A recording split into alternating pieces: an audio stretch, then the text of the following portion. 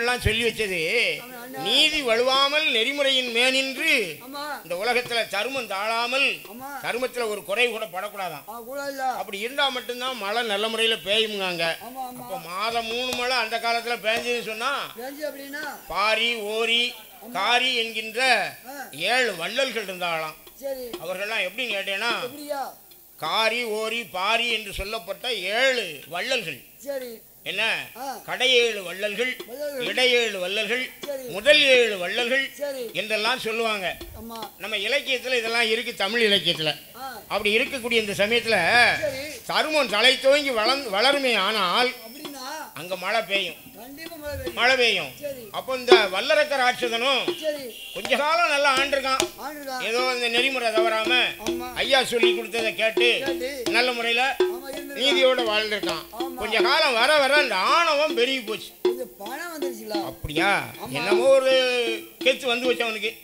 அதனால அவன் தருமம் தவறி நடக்க போய் எல்லா அவனுக்கு ஒரு பெரிய இக்கட்டான நிலைமை ஏற்பட்டு போச்சு. அருந்த வல்லரக்கனுக்கு மழை பொழியவில்லை, விளைச்சல் இல்லை, விவசாயிகள்லாம் ரொம்ப கஷ்டப்படுறாங்க, குடியானவர்கள்லாம் ரொம்ப வருத்தத்தில் இருக்காங்க. அந்த நேரம் பார்த்து அமைச்சரை கூப்பிட்டு இப்ப அவன் கிஸ்தி கட்டல, இவன் வரி கட்டல, இவன் பாக்கி கிடக்கு இப்படி சொன்னா அவன் எங்க போவான்? சரி, அதே போன்று ரிஷிமுகாவர்ணன் ஆண்ட காலத்தில் வருடம் 3 மழை பொழிந்தது, முப்பூவும் விளைந்தது. ஆனால் அரக்கன் அரசு பரிகாரம் செய்து வந்த நாள் முதலாக நாட்டில் மழை இல்லாத காரணத்தினால் நாங்கள் யாவரும் பகுதி கொடுக்க மாட்டோம், பணிந்து நடக்க மாட்டோம், கிஸ்தி பணம் கொடுக்க மாட்டோம், கீழ்பணிந்து நடக்க மாட்டோம் என்று மந்திரி போய் சொல்லு உங்க அரக்கன் கிட்ட. என்ன சொல்லணும் தெரியுமா? பகுதி பணம் கேட்டு வந்தா கொடுக்கவே மாட்டோம், பகுதி பணம் கேட்டு வந்தா கொடுக்கவே மாட்டோம், நாங்கள் கொடுக்கவே மாட்டோம், அவரை படையெடுத்து சண்டை செய்ய தயங்கவே மாட்டோம், படையெடுத்து சண்டை செய்ய தயங்கவே மாட்டோம்,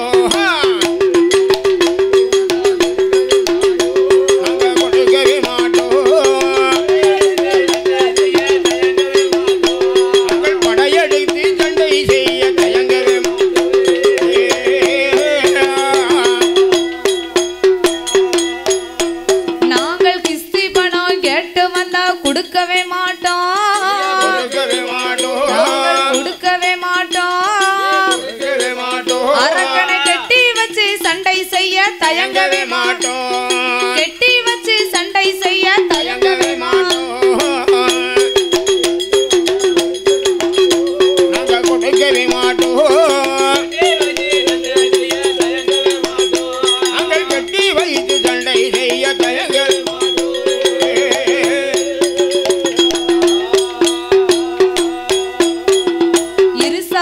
கேட்டு வந்தா கொடுக்கவே மாட்டோம், நாங்கள் கொடுக்கவே மாட்டோம், எதிர்த்து சண்டை செய்வதற்கு தயங்கவே மாட்டோம், எதிர்த்து சண்டை செய்வதற்கு தயங்கவே மாட்டோம், நாங்கள் கொடுக்கவே மாட்டோம்,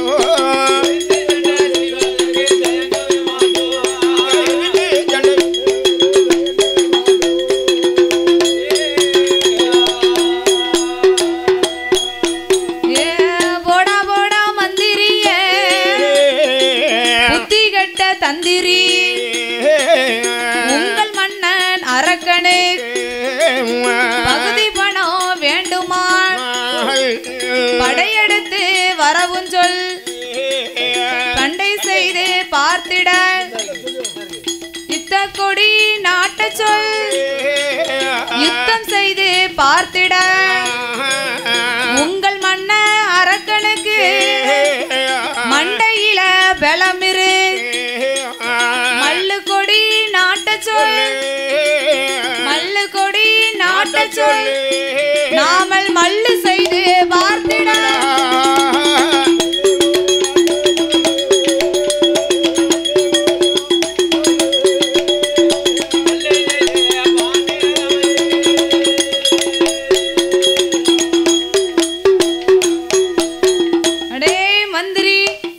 உங்கள் அரக்கனிடத்தில் போய் நீங்கள் உடனே சொல்ல வேண்டும். பகுதி பணம் வேண்டுமானால் உங்கள் அரக்கனை படையெடுத்து வர சொல். கிஸ்தி பணம் வேண்டுமானால் கெட்டி வச்சு சண்டை செய்ய நாங்க தயாரா தான் இருக்கோம்.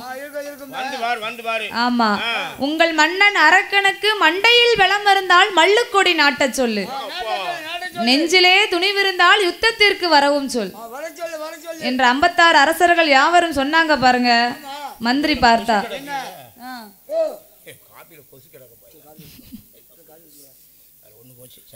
56 அரசர்கள் யாவரும் பகுதி பணம் இல்லை என்று விட்டார்கள்.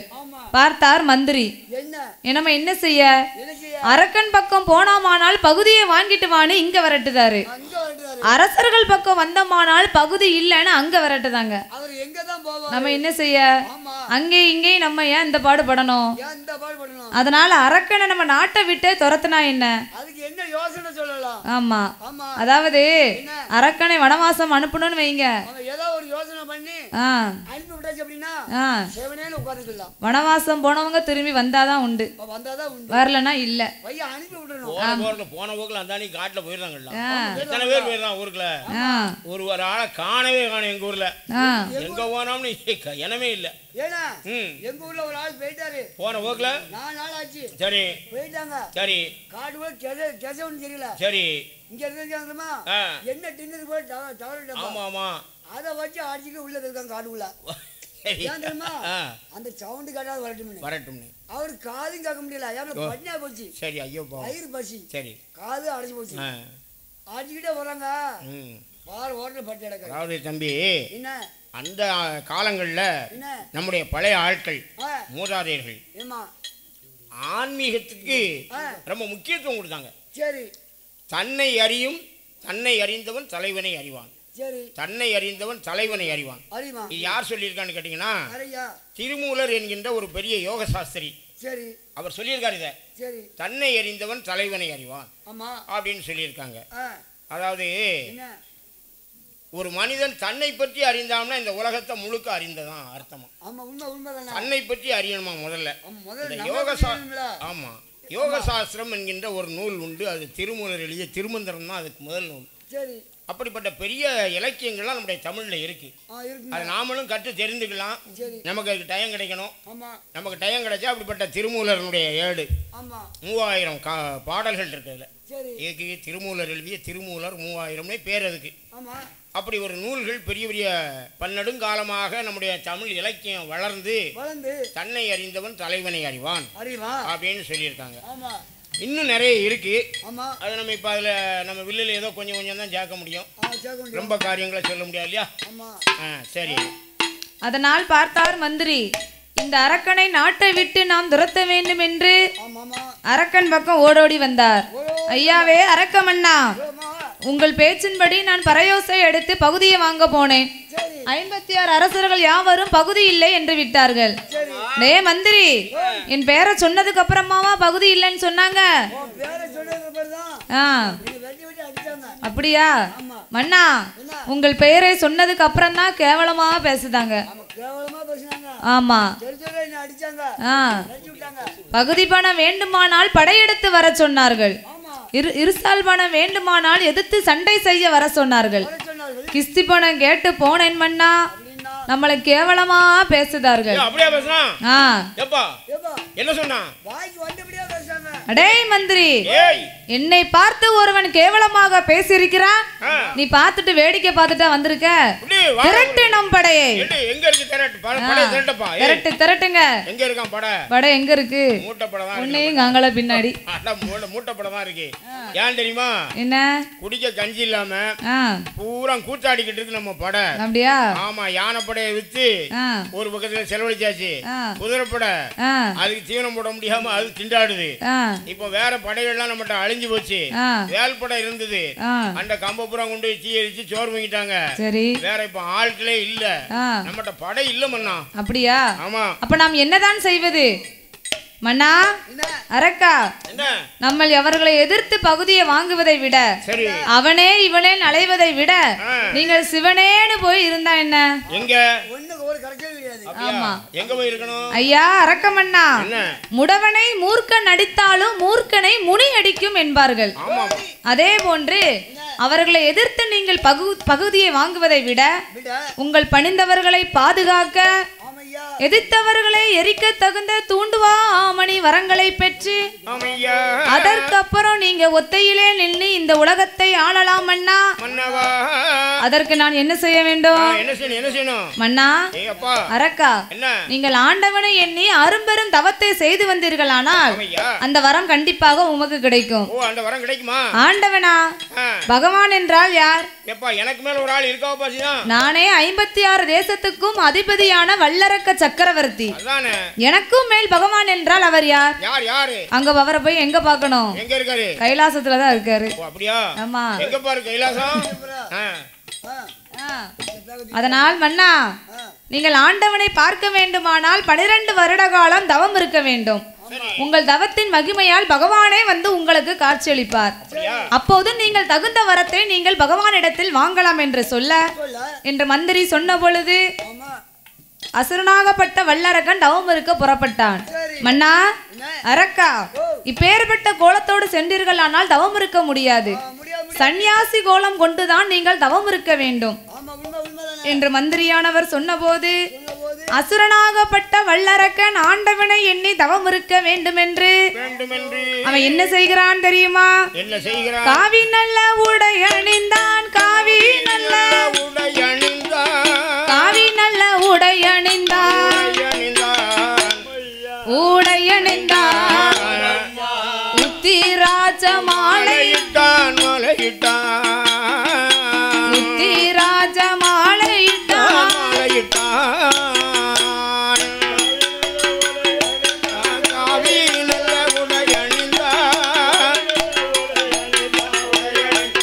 ஆமையா உடனே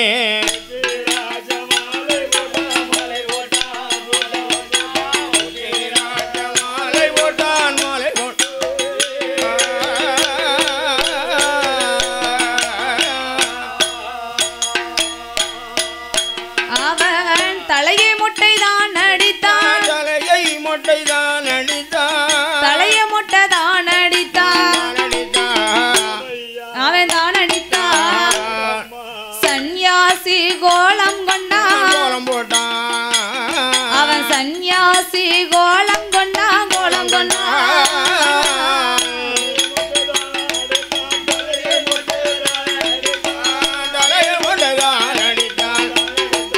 சொல்லண்ணே உடனே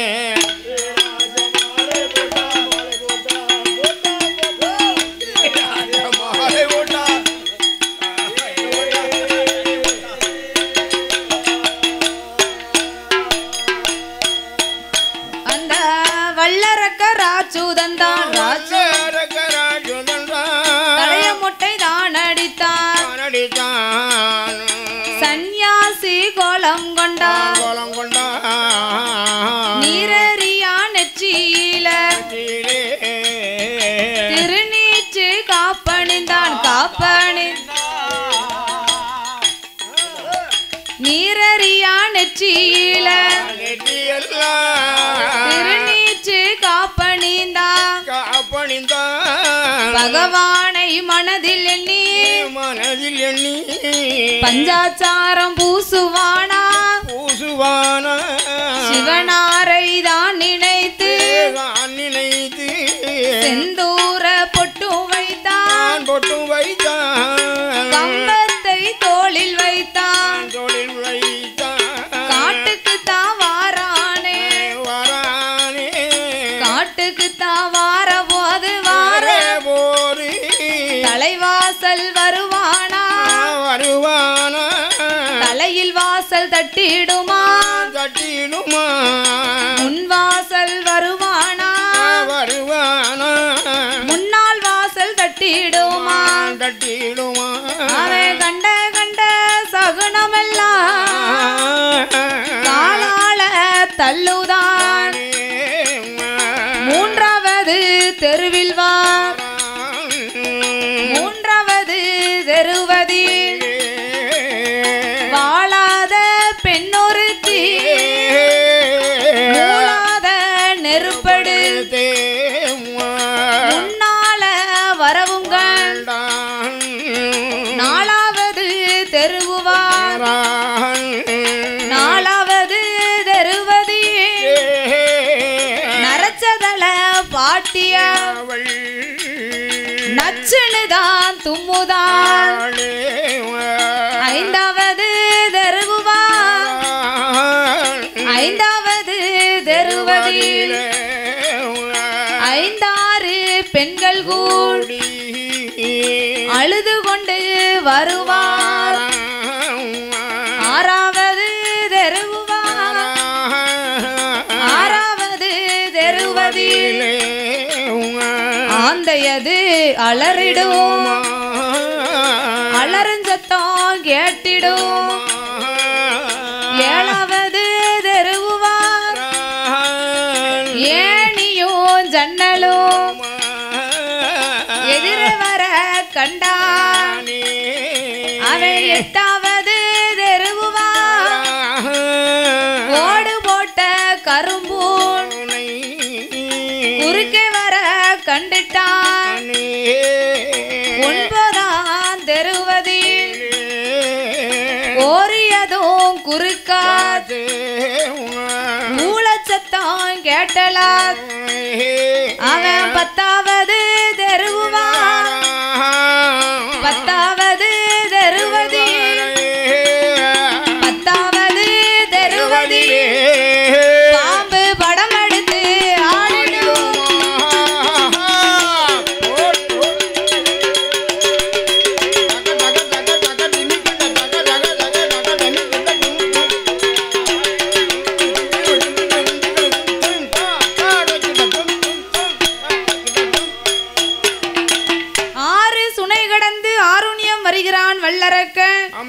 அவன் வீட்டில் இருந்து புறப்பட்டு வரும் பொழுது கண்ட கண்ட சகுனங்களை எல்லாம் காலாலே தள்ளுகிறான். கெட்ட சகுனம் நினைக்கவே இல்லையா? பார்த்த சகுனத்தை பாவி அவன் அறியவில்லை.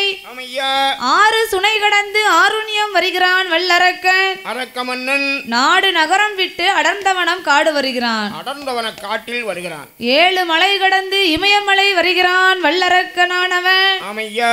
இமயமலை பர்வதத்தில் ஆலமரத்தின் அடியில் தவ பொருட்களை எல்லாம் இறக்கி வைத்தான். அங்கும் இங்கும் சுற்றி பார்த்தான். மான்குட்டிகள் ஓடக் கண்டான், மயிலிருந்து ஆடக் கண்டான். ஆமா, அன்னம் நடக்க கண்டான், அழகு குயில் திரிய கண்டான். ஆமா, இயற்கை எழில் அங்கே கொஞ்சி விளையாடுகிறது. ஆமா, செடிகளும் கொடிகளும் பின்னி தாவர வர்க்கங்கள் எல்லாம் பசுமையாக தோன்றுகிறது. பசுமை நிலத்திலே மலைச்சாரலை கண்டான் வல்லரக்கன். அங்கே மயில்கள் கூவவும், குயில்கள் கூவவும், மயில்கள் ஆடவும், மான்கள் விளையாடவும், புலிகள் மான்கள் இவைகளெல்லாம் ஒரு நீர் நிலையிலே நீரருந்தவும், அங்கே எந்த விதமான பகையும் இல்லாத ஒரு கானகம். வண்டுகள் தும்பிகள் எல்லாம் நீங்காரமிட்டு கிடக்கின்றன. பெயர்பட்ட வனத்திலே வனாந்திரத்திலே வல்லரக்க ராட்சசன் அங்கே வருகிறான். அந்த காட்சியை கண்டான் வல்லரக்கன். அந்த காட்டிலே மிருகங்களை கண்ட பொழுது அடர்ந்தவன காட்டில் ஆலமரத்தின் அடியில் தவ பொருட்களை எல்லாம் இறக்கி வைத்தான். நாம் தவம் செய்வதற்கு ஏற்ற இடம் இந்த இடம்தான் என்று. ஆமா, குளித்து நீராடி குங்குமுக பொட்டு வைத்து ஆண்டவனை மனதில் எண்ணி, பகவானை மனதில் எண்ணி பஞ்சாச்சாரம் பூசுதான். சிவனாரை மனதில் எண்ணி திருநீற்று காப்பணிந்தான். நாம் ஆண்டவனை எண்ணி தவம் இருக்க போறோம் அல்லவா, அதனால் தவச்சாலையை அலங்காரம் செய்ய வேண்டும். ஆமா, அவன் இருக்கும் இடத்தை எல்லாம் சுத்தமாக்கி தவச்சாலையை அலங்காரம் செய்ய வேண்டும் என்று அந்த வல்லரக்கனானவன் பகவானை எண்ணி எப்படி அலங்காரம் செய்கிறான் தெரியுமா? சாந்து கொண்டு மெல்ல தரை மெழுகி சந்தனத்தான்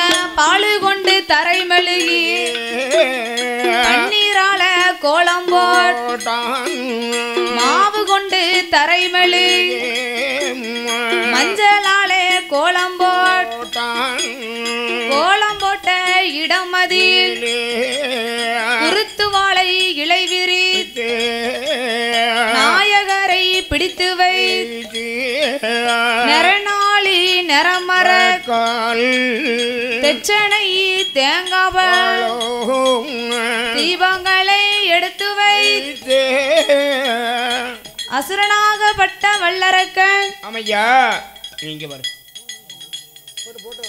அசுரனாகப்பட்ட வல்லரக்கனானவன் ஆமையா சாந்தாளை தரைமலிகி சந்தனத்தால் அலங்கரித்தான். சரி. அலங்கரித்த இடத்தில் தலைவாழை இலை விரித்து சரி விநாயகரை பிடித்து வைத்தான். ஓ, பிடித்த விநாயகரை பிடித்து வைத்தான். ஆமா. இப்போ விநாயகரை எல்லாத்துக்கும் பிடித்து வைப்பாங்க.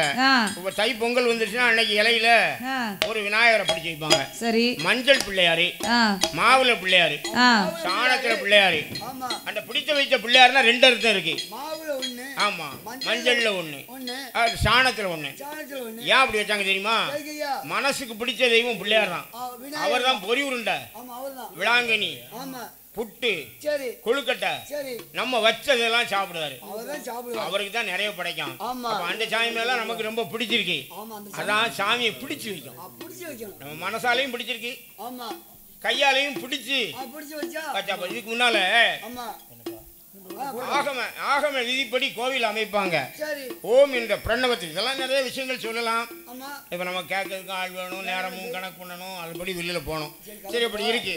அதாவது ஆகம விதிப்படி பிரணவ சுரூபமா இருக்கக்கூடிய ஓம் என்ற அந்த ஓங்கார வடிவத்திலே கோவிலை அமைத்தார்கள். அதற்கு 32 ஆகம விதிகள் உண்டு. அந்த ஆகம விதிப்படி கன்னி மூலையில விநாயகரை படைப்பாங்க.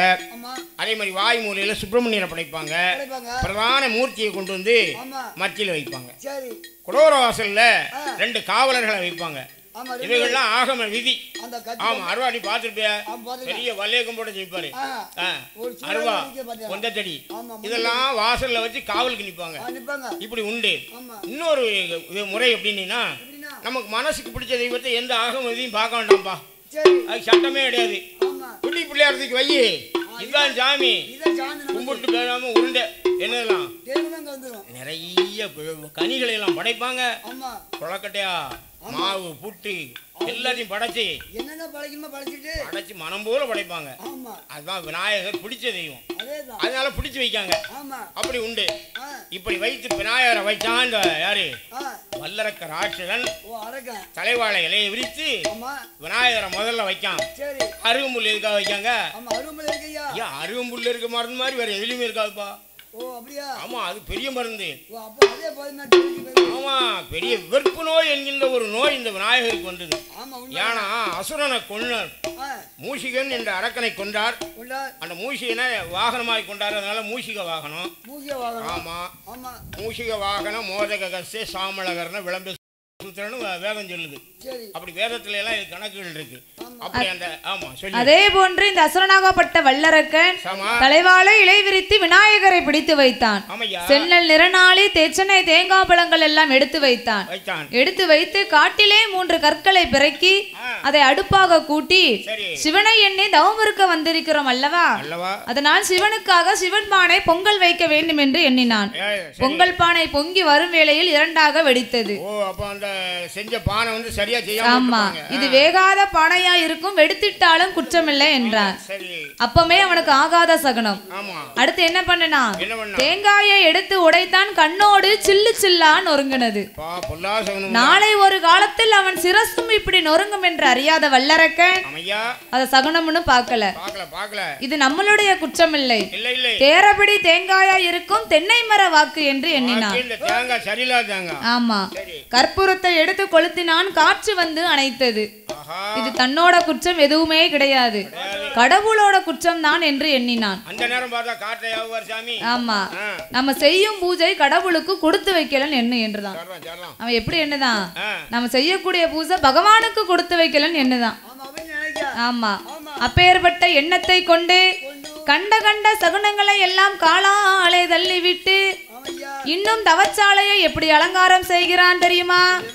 கோலம் போட்ட இடமாதில, கோலம் போட்ட இடமாதில் 6 கால பீடம் போட்டான். அதிலே கம்ப தடி நிறி மேலைகள் கனத்த செப்பு குடத்தவை கனத்த செப்பு குடத்து மேல் மஞ்சள் குலை ஒன்றுவை மாங்குளைக்கு மேலையல் மணி உருண்ட தேங்காவை மணி உருண்ட தேங்காவே மஞ்சள் குலை ஒன்றுவை மஞ்சள் குலை மேலையல் எலும்பிச்சோம் கனியவை எலும்பிச்சோம் கனிக்கு மேலே இனியா கொட்ட பாக்குவை இனியா கொட்ட பாக்கு மேலே அவன் எல்கடுகு ஒன்றுவை ஐயா எல்கடுகு மேலையல் உருகடுகு ஒன்றுவை உருகடுகு மேலையல் குண்டுமணி பருப்புவை அவன் குண்டுமணி பருப்பு மேலே கொத்தமல்லி இதழவை கொத்தமல்லி இதழ் மேலே கொட்டப்பாக்கு ஒன்றுவை கொட்டப்பாக்கு மேலையல்லோ கோழி முட்டை ஒன்றுவை அவன் கோழி முட்டை மேலையல்லோ கோழி முட்டை மேலையல்லோ அரக்கன் குண்டூசிய நாட்டுவான்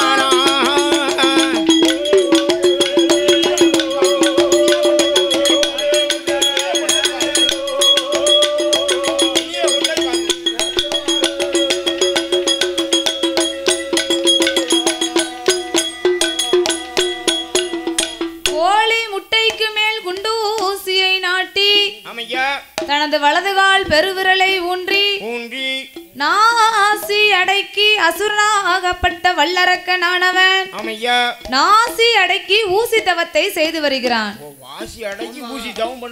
ஆமா, அப்பேற்பட்ட தவத்தை செய்யும் போது அவன் அன்னம் தண்ணி அருந்தலை உண்ணாமல் உறங்காமல் உடையவனை மறைக்காமல் அன்னம் தண்ணி அருந்தாமல் பகவானை மனதில் எண்ணி 12 வருட காலம் தவம் இருந்து வருகிறான். ஆமா, நீங்காது நிலைநிறுத்தி நிற்கின்றான் ஈசனுடைய நாமத்தை. ஆமா, உண்ணாமல் உறங்காமல் உடையவன் திருப்புகளை மறந்திடாமல் அவன் எப்படி தவம் இருக்கிறானால் எப்படி இருக்கிறான்? உண்ணாமல் உறங்கிடாமல் உண்ணாமல் உறங்காமல் உடையவன் திருப்புகளை மறக்காமல் அண்ணா தண்ணியது அருந்தாமல் ஆண்டவன் திருப்புகழ் அரோகரா அரணே அரணே என்று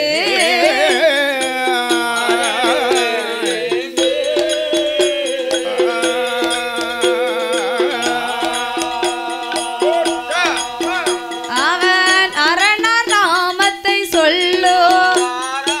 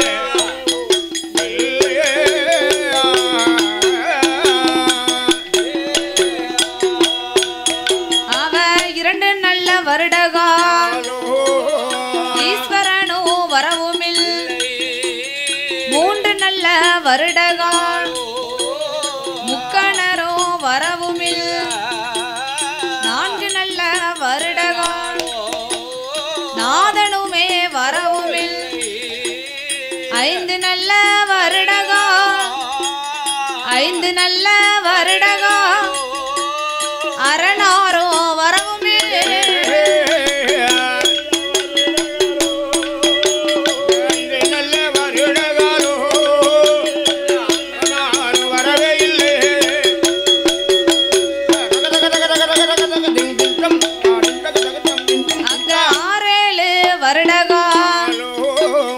ஆண்டவனோ வரவுமில் 8 9 வருடகாலோ உடையவனோ வரவுமில் 10 12 வருடகாலோ வருடகாலோ பகவானோ வரவே இல்லையே வருடகாலோ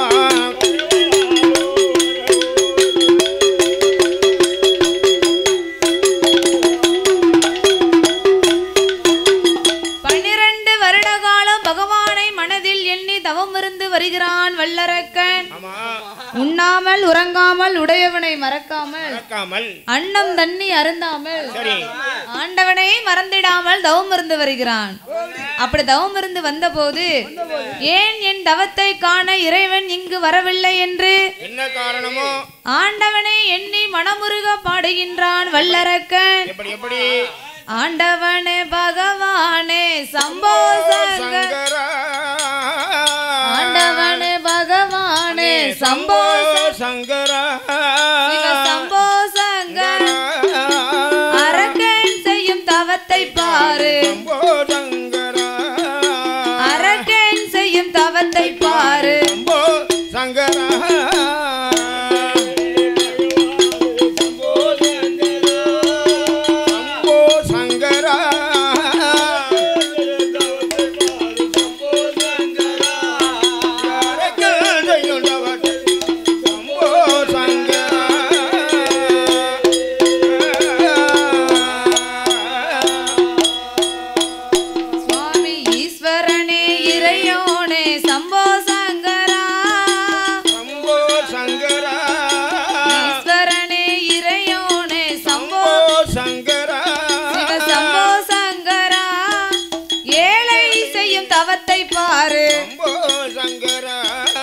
ஏழை செய்யும் தவத்தை பாரு சம்போ சங்கர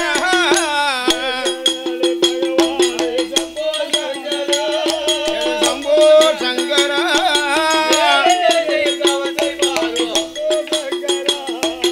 ஏழை செய்யும் தவத்தை பாரு சம்போ சங்கர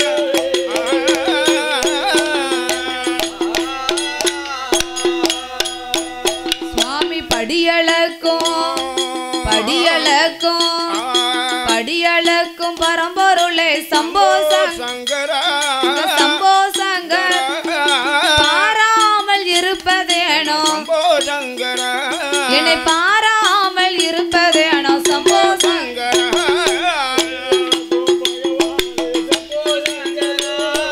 சம்போ சங்கர என்னை பாராமல் இருப்பதேனோ சம்போ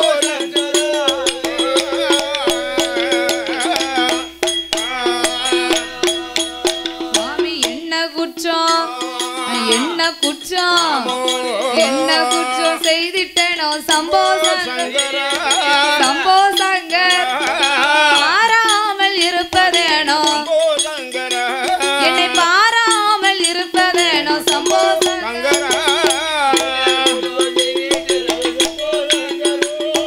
சம்போ சங்கர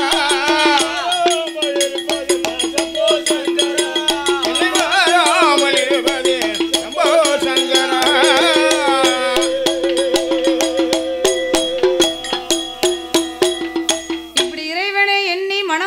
பாடினான் வல்லரக்கனானவன். 12 வருட காலம் ஒரே இடத்தில் இருந்து தவம் இருந்து வந்தான் பாருங்க. காற்றடித்து மணல் குமித்து கரையான் புற்று வளர்ந்திருக்கு. அப்பேற்பட்ட புற்றுக்குள் இருந்து அசுரனாகப்பட்ட வல்லரக்கனானவன் தவம் இருந்து வார பொழுது அவன் மண்டையிலே சிலகுருவி மண்டபங்கள் கட்டிடும், குண்டையிலே சிலகுருவி கூடு கட்டி முட்டையிடும், 5 தலை சென்னாகம் அடைகாத்து வாழ்ந்திடுமா. பல்லதிலே முளைத்த முள்ளு 10 முழ வேரோடு, அடிநாவில் முளைத்த மரம் அங்கமெல்லாம் வேரோட, உள்நாவில் முளைத்த மரம் உச்சியிலே பழுத்துதிர, உச்சியிலே முளைத்த மரம் உள்ளாங்கால் வரை பழுத்துதிர. அப்பேற்பட்ட கோலத்தோடு வல்லரக்கன் தவம் இருந்து வருகிறான். அவன் காற்றெடுத்து மணல் குவித்து கரையான் குச்சுக்குள்ள இருக்கான். நம்ம 1 மணி நேரம் அந்த இடத்துல நம்மளால இருக்க முடியுமா? முடியாது. 12 வருட காலம் ஊசி முனையின் மேல் வலது கால் பெருவிரலை ஊன்றி நாசி அடக்கி ஊசி தவத்தை செய்து வருகிறான்.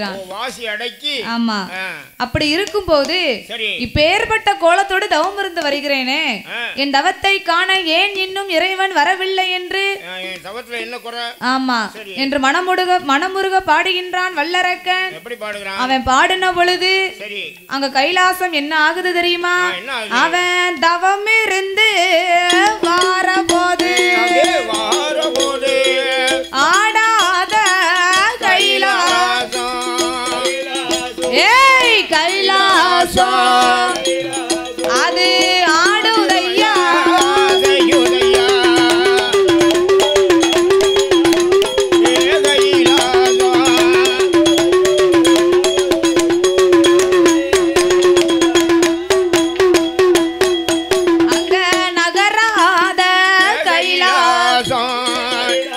ஆதி கைலாசம் அது நகர்ந்து மெல்ல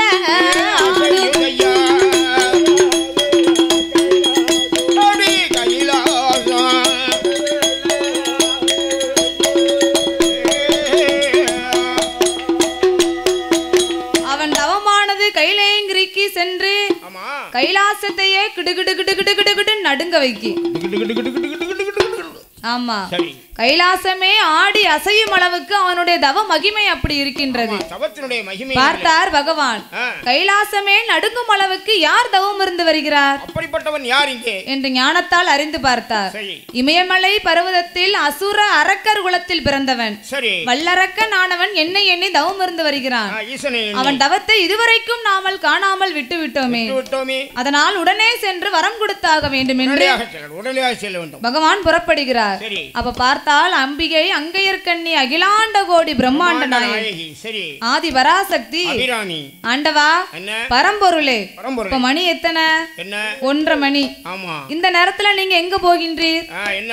சந்தேகம் இருக்க? ஆமா. இந்த நேரத்தில் நீங்கள் என்னிடத்தில் சொல்லாமல் எங்க போகின்றீர்? அம்மா பார்வதி, அதோ பார், இமயமலை பர்வதத்தில் வல்லரக்கனானவன் என்னை எண்ணி தவம் இருந்து வருகிறான். அவனுக்கு வரம் கொடுப்பதற்காக நான் செல்கின்றேன் அம்மா. என்னை எண்ணி யார் எப்போது தவம் இருந்து வருகிறார்களோ அவர்களுக்கு உடனே சென்று வரம் கொடுப்பது உடையவனின் கடமை. என்னுடைய கடமை அல்லவா? அடியாளுக்கெல்லாம் அடியேன் நான். அதனால் நான் உடனே போக வேண்டும் அம்மா. அடியவருக்கு அடியவன். ஆமா. ஆண்டவா பரம்பொருளே, நீங்கள் வரம் கொடுப்பதெல்லாம் சரிதான். அதற்கு இதுவா நேரம்? காலையில போயிருக்கலாம், மத்தியானம் போயிருக்கலாம், சாயந்தரம் கூட போயிருக்கலாம். அப்படி இல்லைனாலும் மூத்த மகன் கணபதி இருக்கிறார், அவரிடமாவது ஒரு வார்த்தை சொல்லி இருக்கலாம். இளைய மகன் வடி வேலவன் இருக்கிறார், அவரிடமாவது ஒரு வார்த்தை சொல்லி இருக்கலாம். உங்கள் பார்வதி நான் பக்கத்திலே இருக்கேன், என்கிட்ட கூட நீங்க ஒரு வார்த்தை சொல்லாம போனதுனால உங்கள் மேல் எனக்கு நம்பிக்கை கிடையாது. அப்படி வல்லரக்கனுக்கு நீங்கள் வரம் கொடுக்க வேண்டுமானால் உங்கள் ஏவல் பிள்ளையாகிய நந்தி பகவானை வரவழைத்து அவனை நீங்கள் பூலோகத்திற்கு அனுப்பி கைலேங்கிரிக்கு அவனை அழைத்து வாருங்கள் என்று பார்வதி தேவி சொன்னார். அப்படியே ஆட்டும் என்று ஆண்டவனாகிய சிவபெருமாள் வருமையா நந்தி தேவா, நந்தி தேவா, மாறுமையா நந்தி தேவா, நந்தி தேவா, வார்த்தை ஒன்று சொல்ல கேளும், சொல்ல கேளும், பகவானோ அழைக்கும் சத்தம், அழைக்கும் சத்தம், நந்தி தேவா கேட்கலையோ, கேட்கலையோ என்று நாதனுமே அழைத்த போது நந்தி தேவ பகவானும் பகவான் நம்மை அழைக்கார் என்று பக்தியோடு ஓடி வாரார், ஓடி வாரார்.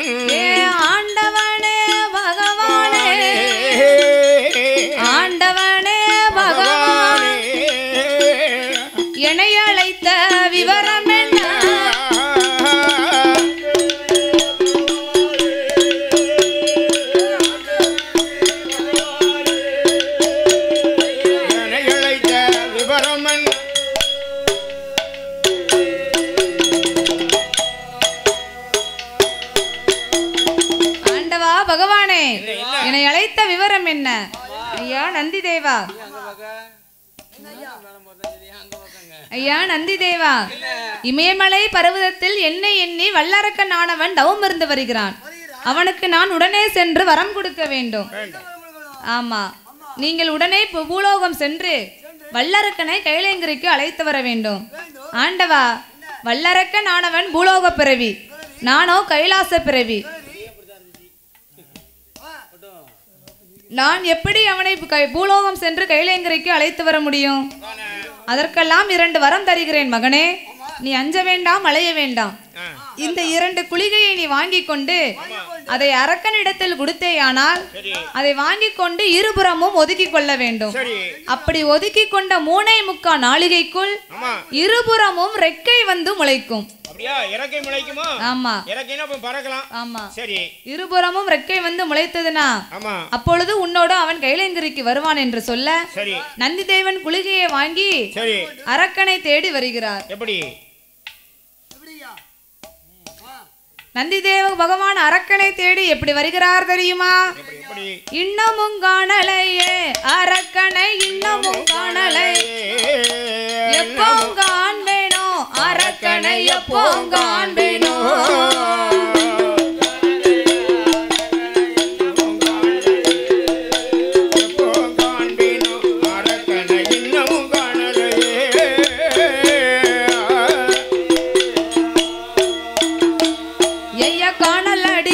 கைகால நோகுது,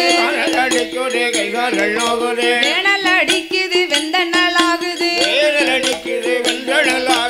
இன்னமும் காணலையே அரக்கனை, இன்னமும் காணலையே, நான் எப்போ காண்பேனோ அரக்கனை, எப்போ காண்பேனோ.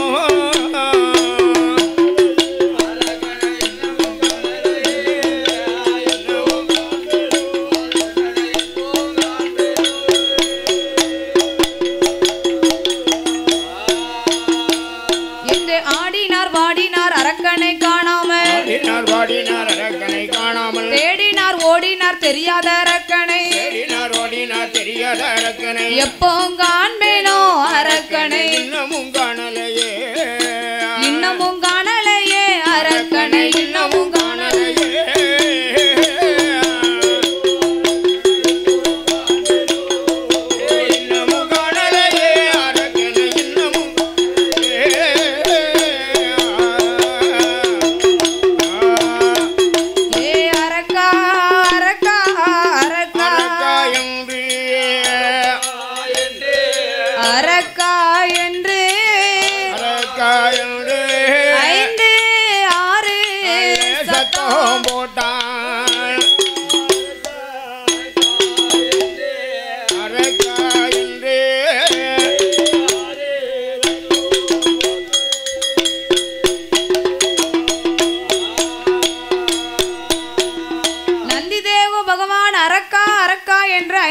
சத்தம் போட்டார் பாருங்க. ஆரிய கூத்து ஆடினாலும் காரியத்துல கண்ணா இருக்கணும், அவங்கதான் கெட்டிக்காரங்க. அதனால் அரக்கன் எப்படி இருக்கான்? என்னதான் 12 வருட காலம் தவம் இருந்து வந்தாலும் ஆண்டவன் எப்ப வருவாரு, நமக்கு எப்ப வரம் கொடுப்பார் என்கிற குறிக்கோளோடு இருக்கான். நந்தி தேவன் அரக்கா அரக்கா என்று அழைத்தார் பாருங்க. அரக்கனோட காதுக்கு லேசா கேக்கு. ஆமா, பகவான் தான் நமக்கு வரம் கொடுக்க வந்து விட்டாரோ என்று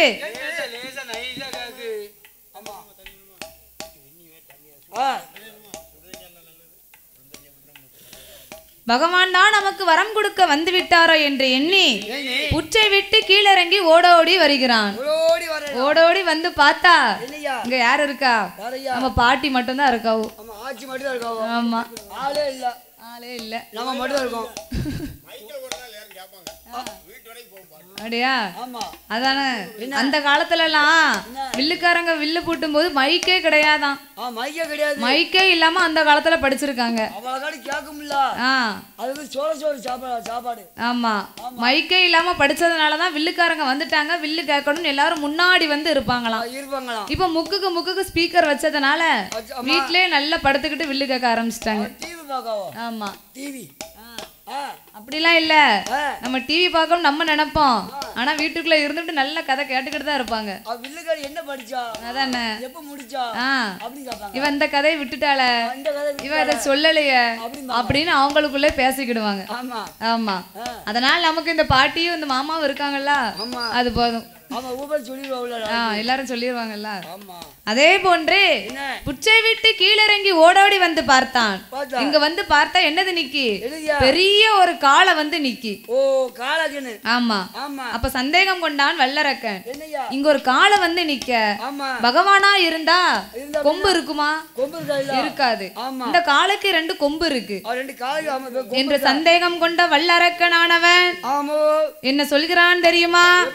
ஏ யாரடவா காளைங்கண்ணு, யாரடவா காளைங்கண்ணு, எவரடவா இங்கு வந்து மாடு போல வந்ததை மணித்தவத்தை களைத்ததென்ன, காளை போல வந்ததை கடுந்தவத்தை களைத்ததன், என் தவத்தை களைத்ததால, என் தவத்தை களைத்ததால் உன்னை சும்மா விடவே மாட்டேன்.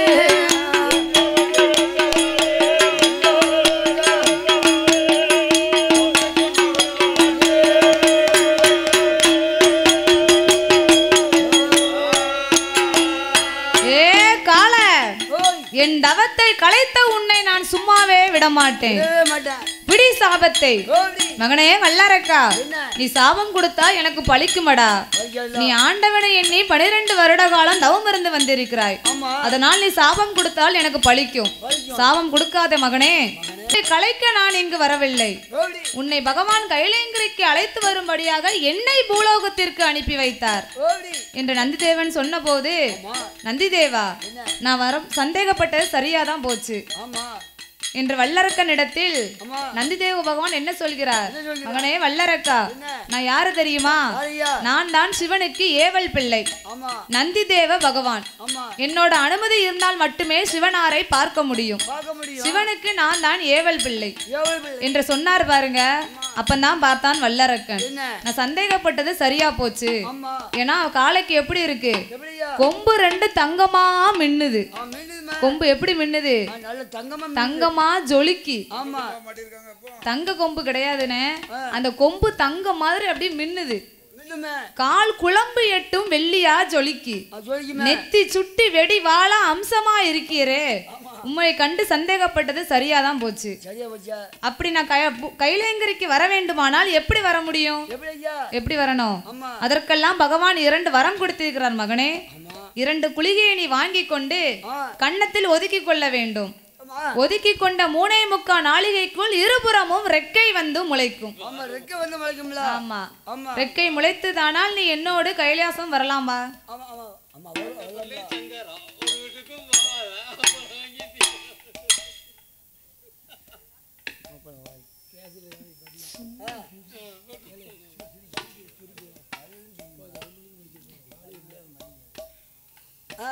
ரெக்கை வந்து முளைத்த உடனே நீ கைலாசத்திற்கு வரலாம் மகனே என்று சொல்ல, புலிகையை கடக்குன்னு வாங்கினா படக்குன்னு வாயில போட்டான். இருபுறமும் ரெக்கை வந்து முளைத்தது. ரெக்கை முளைச்சதுன்னா பாவி நில கொண்டு நிக்க மாட்டுக்கான். அங்க பறப்பானோ இங்க பறப்பானோ, மேல பறக்கான் கீழே பறக்கான். பாவி பறப்பான், பறந்துகிட்டே இருக்கான். என்ன செய்ய? மகனே வல்லரக்கா, நீ இப்படியே பறந்து பார்த்தனா எப்பண்டே கைலேங்கிரிக்கு வர முடியும்?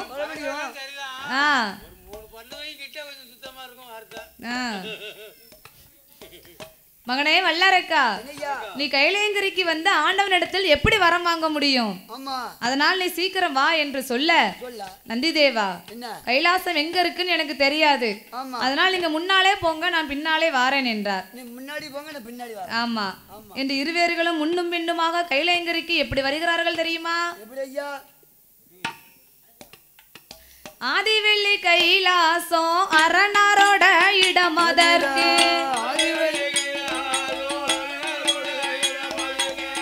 ஏகவெள்ளி கைலாசம் ஈசனோட இடம் அதற்கு,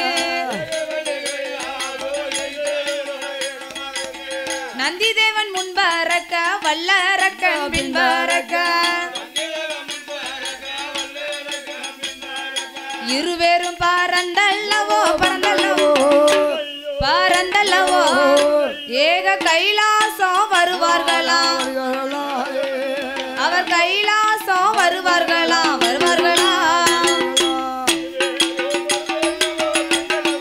வந்தளவோ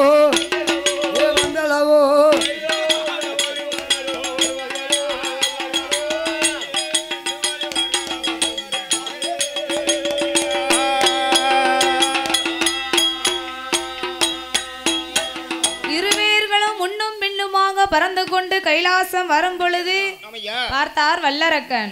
நாம் பகவானை பார்க்க போறோம், வீசின கை வெறுங்கையுமா போனா நல்லா இருக்காது. அதனால் தெய்வேந்திரன் கொலுச்சபையில் பூங்காவன தோட்டம் சென்று இரு கைகளால் மலர்களை பறித்து கொண்டான் வல்லரக்கன். ஆமா, இரு கைகளால் மலர்களை ஏந்தி கொண்டு பகவானின் திருப்பாதத்தில் போட்டு நமஸ்கரிக்க வேண்டும் என்று இரண்டு கையில் மலர்களை ஏந்தி கொண்டான். மலர்களை ஏந்தி கொண்டு வந்து பார்த்தா யார பார்த்தாலும் கும்பிடுதான், எல்லாரும் கும்பிடுதான். ஆமா, யார் பகவான் தெரியல, யார் பகவானே அவனுக்கு தெரியல. தேவர்களும் மூவர்களும் ஒரே மாதிரியாக இருக்காங்க பாருங்க, தாடியும் தலைமுடியுமா இருந்ததுனால பகவான் யாருன்னே அவனுக்கு தெரியல. ஆமா, அப்ப நந்திதேவ பகவான் இடத்தில், ஐயா நந்திதேவா, இதில் யார் பகவான் என்று எனக்கு தெரியவில்லை என்று சொல்ல, மகனே வல்லரக்கா, அதோ பார், யானை தோல் போர்வையும் புலித்தோல் ஆசனத்தோடு உமா மகேஸ்வரியோடு கொலுவிருந்து வருகிறார் பார்.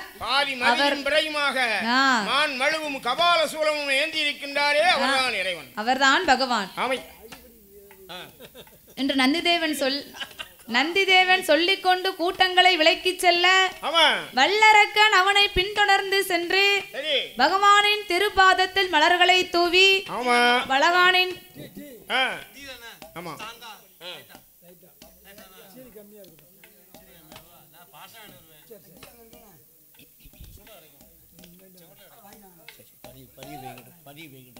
ஆண்டவனின் திருப்பாதத்தில் மலர்களை தூவி எப்படி அடிபணிந்து நமஸ்கரித்தான் தெரியுமா? முக்காலும் அரக்க வலமே வந்தா முடி வணங்கி சிவனை நமஸ்கரித்தான், முடி வணங்கி சிவனை நமஸ்கரித்தான்.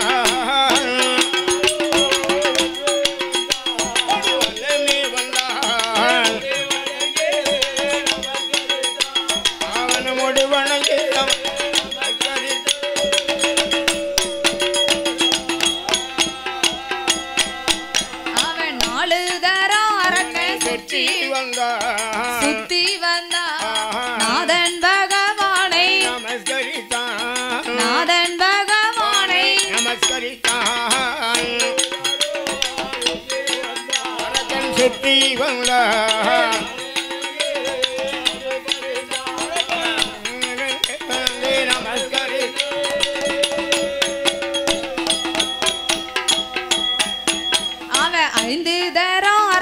சுத்தி வந்தா சுத்தி வந்தா அரணாரின் திருப்பாதம், அரணாரின் திருப்பாதம் நமஸ்கரித்தான். சுத்தி வந்தார்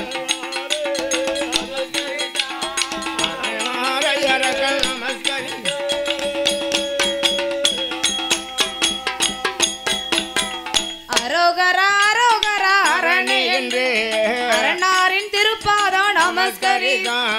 சிவ சிவ சிவ சிவ சிவனை என்று சிவனை என்று சிவனாரின் திருப்பாதம், சிவனாரின் திருப்பாதம் நமஸ்கரித்தான். சிவனே என்று சிவனாரின் திருப்பாதம் நமஸ்கரித்தான்.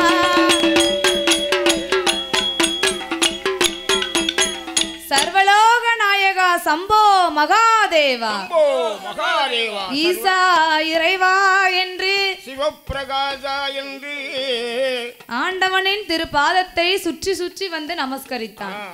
பார்த்தார் பகவான், அசுர அரக்கர் குலத்தில் பிறந்தாலும் இப்பேற்பட்ட பக்தியோடு இருக்கான, இவன் தவத்தை நாம் இதுவரைக்கும் காணாமல் விட்டு விட்டோமே என்று அவனை அன்போடு அழைத்தார். மகனே வல்லரக்கா, வந்து என் பக்கத்தில் அமரு, நீ என்ன வரம் வேண்டுமானாலும் என்னிடத்தில் கேள் மகனே. ஏனென்றால் உன்னுடைய தவத்தை போல இந்த உடையவன் கண்டதில்லை. கண்டதில்லை. ராவணன் தவத்திலேயும் உன் தவம் 4 மடங்கு அதிகம். 4 பங்கு அதிகம். இந்திரன் தவத்திலேயும் 7 பங்கு அதிகம். 7 பங்கு அதிகம். கும்பகர்ணன் தவத்திலே உன்னுடைய தவமானது 1 கோடி பங்கு அதிகமப்பா. அடே அப்பா, நீ என்ன வர வேண்டுமானாலும் என்னிடத்தில் கேள் மகனே. கேளப்பா. நாடு நகரம் மண்ணு மனை பொன்னும் பொருள் என்ன வேண்டுமானாலும் நீ கேள். நீ கேட்கவே கேளு. ஆமா என்று ஆண்டவன் சொன்னார் பாருங்க. சரி. வல்லரக்கன் என்ன சொன்னா? என்ன? நாடு நகரம் மண்ணு மனை பொன்னும் பொருள் கொடுத்தாருன்னா வாங்கிட்டு வர வேண்டியதானே. அவன் என்ன சொன்னான் தெரியுமா? என்ன சொன்னா? நாடு வேண்டாம் நகரம் வேண்டாம், நாடு வேண்டாம் நகரம் வேண்டாம், எனக்கு நாட்டில் உள்ள பொன் பொருளும் எதுவும் வேண்டாம், எனக்கு எதுவும் வேண்டாம், நாடு வேண்டாம் நகரம் வேண்டாம்.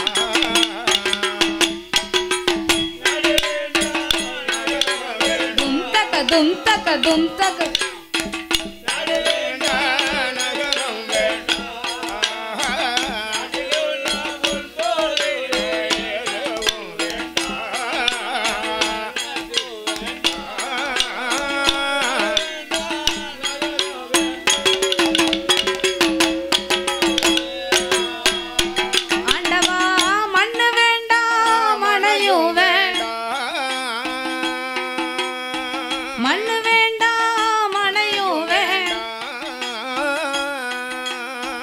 மண்ணையாள பிள்ளை வரோம் எனக்கு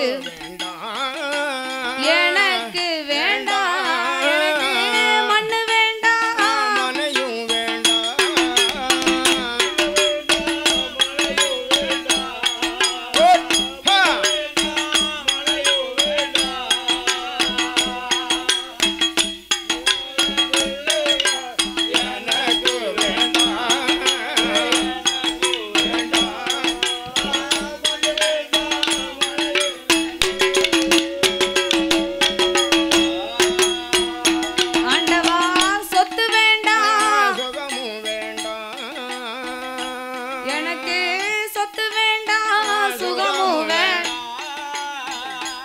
ஆண்டவா சொத்தையாள பிள்ளை வரான் ஐயா எனக்கு எனக்கு சொத்து வேண்டாம் சுகமும் வேண்டாம்,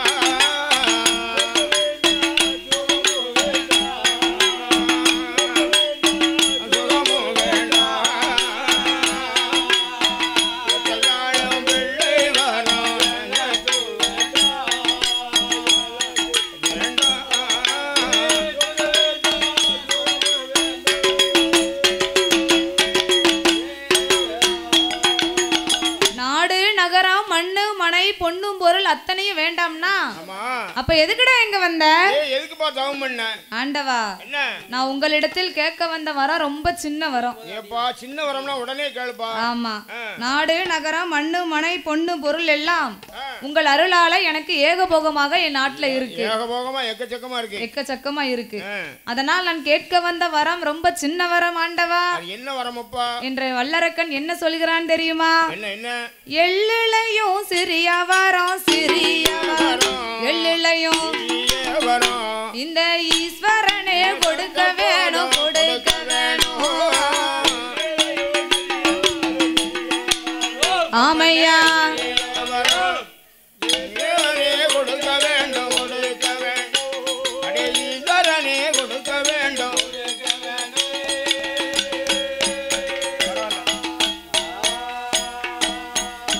சுவாமி கடுகுளையும் சிறிய வரம் கரைக்கண்டரே கொடுக்க வேணும். சீரகத்தில் சிறிய வரம் சிறிய சீரகத்தில் ஆதி சிவனாரே கொடுக்க வேணும் கொடுக்க வேணும். அம்மண்ணே சிறிய வரம் சிவாரே கொடுக்க வேண்டும் கொடுக்க வேண்டும்.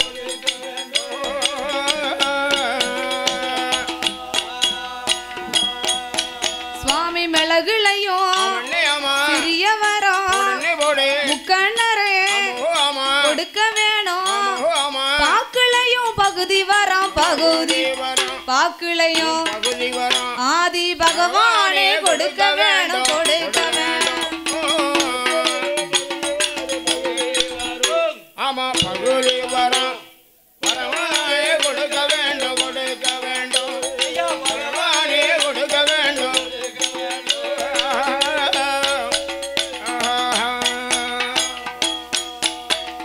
என் மகனே வல்லரக்கா, கடுகுலையும் சிறிய வரம் இந்த கடவுளுக்கு தெரியாதப்பா.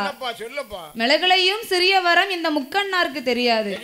சீரகத்தில் சிறிய வரம் இந்த சிவனாருக்கு தெரியாது மகனே என்று ஆண்டவன் சொன்ன பொழுது, நீ காட்ட கட்டி மலைய கட்டி எல்லாம் பேச வேண்டாம், நீ என்ன வரம் கேட்க வந்தியோ என்கிட்ட கேளு என்று ஆண்டவன் சொன்ன பொழுது வல்லரக்கன் என்ன செஞ்சான்? ஆண்டவா, உங்களிடத்தில் நான் கேட்க வந்த வரத்தை சொல்ல வேண்டுமானால் நீங்கள் எனக்கு சத்தியம் செய்து தார வார்த்து கொடுக்க வேண்டும். அது என்னப்பா சத்தியம் என்று வல்லரக்கன் கேட்டான் பாருங்க. பகவான் அப்பந்தான் யோசிக்காரு. அங்க இருந்து வந்தான், ஒண்ணுமே வேண்டாம்னா கடுகு சிறுசு மிளகு சிறுசுனா இப்ப சத்தியம் வேற செய்து கேட்கானே, உனக்கு யாரு மேலப்பா சத்தியம் வேணும்? ஆண்டவா, இதோ உங்க பக்கத்தில் யார் இருக்கா? அம்பிகை அங்கையர்கண்ணி அகிலாண்ட கோடி பிரம்மாண்ட நாயகி பார்வதி உமாதேவி ஆதி பராசக்தி உமாதேவி இருக்கிறார் பாருங்க. அவர் மீது எனக்கு சத்தியம் செய்து கொடுக்க வேண்டும். உச்சிலே கைய வைக்கடா ஏப்பா, ஏ வைக்கவே வைக்க உச்சிலே கைய வைக்க. உங்க பிள்ளைங்க சத்தியம் ஏ மூத்த பிள்ளை மேலயா அது பண்ணவே மாட்டேனப்பா இதுவரைக்கும் பண்ணலையா? பச்சை தண்ணி கைவார்த்து பகவான் எனக்கு சத்தியம் செய்து தார வார்த்து கொடுக்கணும்.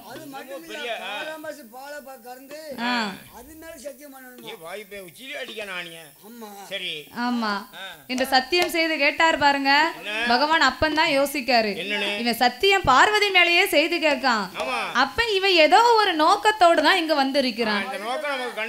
ஆமா, அதனால் முதல் சத்தியத்துக்குள் நாம் அவனை தான் இழுக்கணும். அவனை முதல்ல இழுத்துட்டு அதுக்கப்புறம் சத்தியம் செய்து கொடுப்போம் என்று ஆண்டவனாகிய சிவபெருமாள், ஏ என் மகனே வல்லரக்கா, என் மகனே வல்லரக்கா, உன்னானே என்னானே உமையவள் தன்னானே பார்வதி மேல் சத்தியா பகவான் உண்மை சொல்லுவார், கணபதி மேல் சத்தியா கண்டிப்பா வரந்தார், வேளவன் மேல் சத்தியா விரும்புவார உனக்கு பச்சை தண்ணி கைவார் பகவான் உண்மை சொல்லுவார், தாராம்பசு பால் கறந்து பால் கறந்து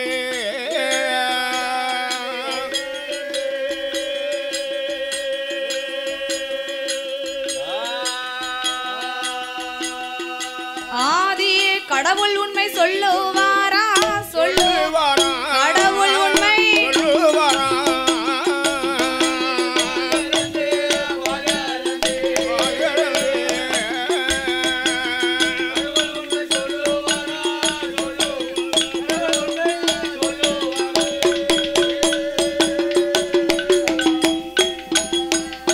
ஆண்டவனாகிய சிவபெருமாள் சத்தியம் செய்து தாரவார்த்து கொடுத்த பொழுது சரி பார்த்தான் வல்லரக்கன். அது வரைக்கும் குனிஞ்சு குனிஞ்சு நிமிர்ந்தவன் யானை போல எழுந்தரிச்சு நிக்கான். ஏன்னா பகவான் சத்தியம் செய்து கொடுத்துட்டார்ல, ஆமா. அதனால் ஆண்டவா, நான் கேட்க வந்த வரம் எப்பேற்பட்ட வரம் தெரியுமா? இனி நான் எந்த வரத்தை கேட்டாலும் நீங்கள் இல்லை என்று சொல்ல முடியாது. ஆமா, அப்படி இல்லன்னு வைங்க, சத்தியம் செய்து பார்வதி மேல் சத்தியம் செய்து கொடுத்திருக்கீங்க, வரம் இல்லன்னு மட்டும் சொன்னீங்கன்னு வைங்க, புழுகுனி பகவான் என்று பூலோகம் எல்லாம் போஸ்ட் அடிச்சு நான் ஒட்டிடுவேன் என்று வல்லரக்கன் ஆனவன் அவன் கேட்க வந்த வரத்தை ஆண்டவனிடத்தில் எப்படி கேட்கிறான் தெரியுமா?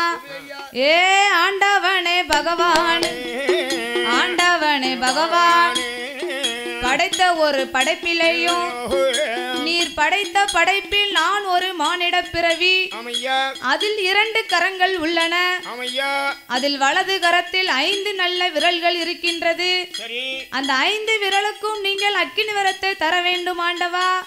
ஏ ஆண்டவனே பகவான், ஆண்டவனே பகவான், 5 நல்ல விரலதில ஆள்காட்டி விரலெடுத்து ஆண்டவனை உமை நினைத்து அகிலமெல்லாம் நீட்டினார் அக்கினியா எரிய வேண்டும், பாம்பு நல்ல விரலெடுத்து பகவானை முக்கணரை உமை நினைத்து பாருலகம் நீட்டினாலும் பஸ்பமாய் எறிய வேண்டும். பச்சை மரத்தை நான் தொட்டால் பத்தி பிடிக்க வேண்டும்.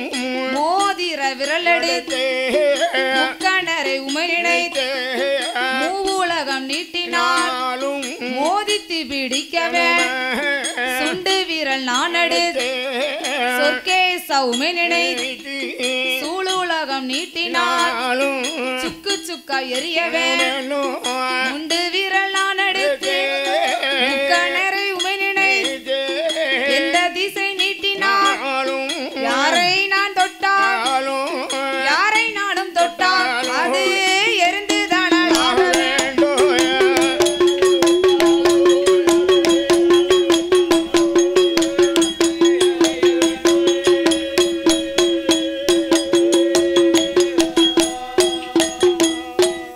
இந்த வரம் தந்தால் போதும் தந்தால் போதும் வேறு எந்த வரமும் வேண்டாம். நான் கேட்ட வரம் தந்தால் போதும் கிருபை உள்ள வரமும் வேண்டாம். நான் சொன்ன வரம் தந்தால் போதும் ஜோதி உள்ள வரமும் வேண்டாம் என்று வல்லரக்கன் சொன்ன போது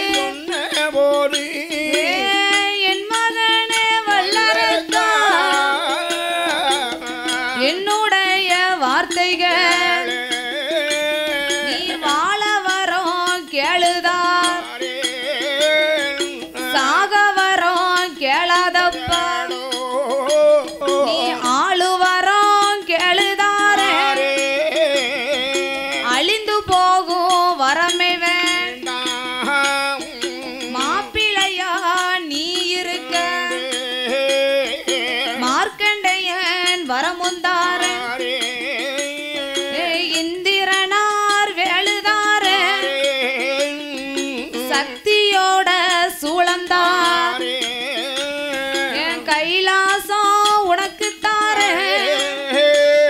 என் கைலாசம் உனக்கு தார என் கடவுளோட பட்டங்கார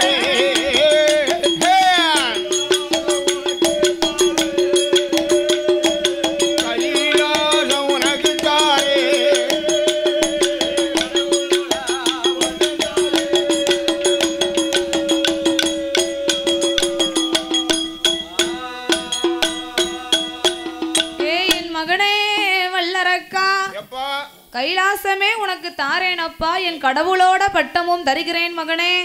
நான் துறஞ்சுக்கிட்டே நான் இருக்கிற இருக்கையில நீ உட்காருப்பா. பார்த்தார் வல்லரக்கன். சரி ஆண்டவா நீங்கள் எந்த வரத்தை கொடுத்தாலும் உங்க கடவுள் பட்டம் மட்டும் எனக்கு வேண்டவே வேண்டாம். என்னத்துக்குப்பா? கடவுள் பட்டம் வெறும் சீரழிஞ்ச பட்டம். அப்படியாப்பா? ஆமா. அதனால அந்த வரம் மட்டும் நீங்கள் எனக்கு தரவே வேண்டாம். நான் கேட்ட வரத்தை மட்டும் நீங்கள் தந்தால் போதும் பகவானே. கிருபை உள்ள வரம் எதுவுமே எனக்கு வேண்டாம் என்ற பகவான் வல்லரக்கன் சொன்னான் பாருங்க. பார்த்தார் பகவான் இவனுக்கு சாகக்கூடிய நேரம் வந்துருச்சு. அதனால இவன் என்ன சொன்னாலும் கேட்க மாட்டான். ஆமா என்று ஆண்டவன் பறக்க பறக்க முழிக்காரு. ஆண்டவா பகவானே நீங்கள் எனக்கு சத்தியம் செய்து கொடுத்ததை மறந்து விட்டீர்களா? நான் என்ன வரம் கேட்டாலும் தாரேன் என்று பார்வதி மேல் சத்தியம் செய்து கொடுத்தீர். பச்சை தண்ணி கைவார்த்து பகவான் உண்மை சொன்னீர். காராம்பசு பால் கறந்து கடவுள் உண்மை சொன்னீர் அல்லவா?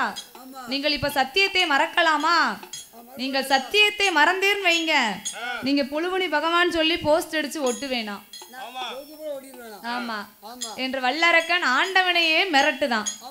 அவன் எப்படி சொல்லுகிறான் தெரியுமா?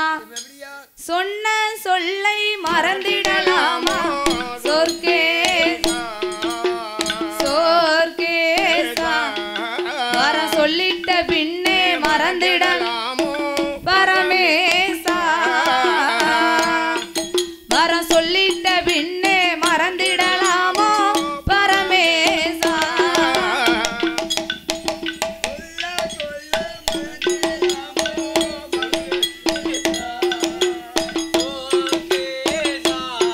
வர சொல்லிட்ட பின்னே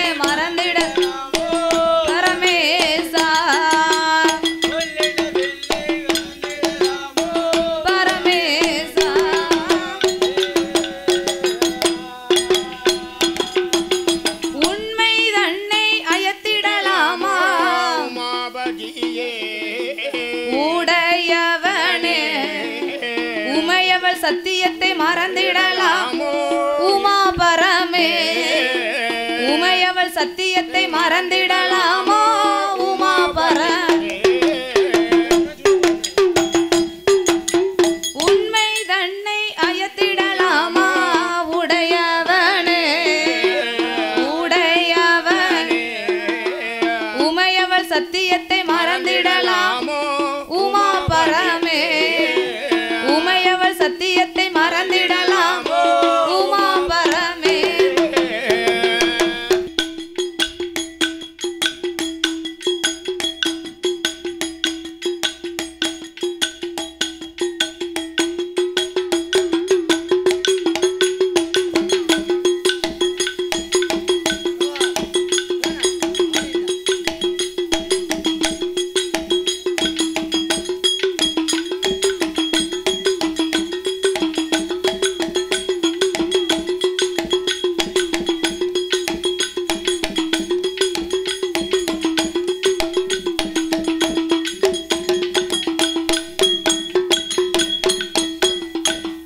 அசுரனாகப்பட்ட வல்லரக்கர் அச்சுதன் ஆண்டவனிடத்தில் 5 விரலுக்கும் அக்கினி வரத்தை பெற்றான். அக்கினி வரத்தை பெற்று போறாமனு சொல்லல, போயிட்டு வாராமனு சொல்லல, சொல்லாம பெரியாம வேகமும் பெரு நடையுமா வருகிறான் வல்லரக்கன். அப்படி வரும்போது நாரதர் பார்க்கார். மகனே வல்லரக்கா, நீ கைலாசம் போகும்போது 2 கரத்தினால் மலர்களை ஏந்தி கொண்டு சென்றாய். ஆமா, இப்ப வரும்பொழுது எதுவுமே இல்லாம வீசின கை வெறுங்கையுமா வாரிய. யாரு சொன்னா நான் வெறுங்கையுமா வாரம்னு? ஆண்டவனை பார்த்து என் 5 விரலுக்கும் அக்கினி வரத்தை நான் வாங்கினேன். ஆமா, ஆண்டவன் அள்ளி கொடுத்தாரா சொல்லி கொடுத்தாரா? ஆண்டவன் அள்ளியும் கொடுக்கல சொல்லியும் கொடுக்கல. தந்தேன் என்றார், நான் வந்தேன். ஆமா என்று வல்லரக்கன் சொன்ன பொழுது நாரதர் என்ன சொல்கிறார்? மகனே வல்லரக்கா, ஆண்டவன் யாருக்கானாலும் அப்படித்தான் சொல்லுவார். ஆமா, இலங்காபுரியில் ஆண்டு வரக்கூடிய ராவண ஈஸ்வரன் 7.5 கோடி வருஷம் சாகாத வரம் கேட்டான். 7 கோடி வருஷத்தை ஆண்டவன் வைத்துக்கிட்டு 1/2 கோடி வரத்தை மட்டும் தன்னிடம் கொடுத்தார்.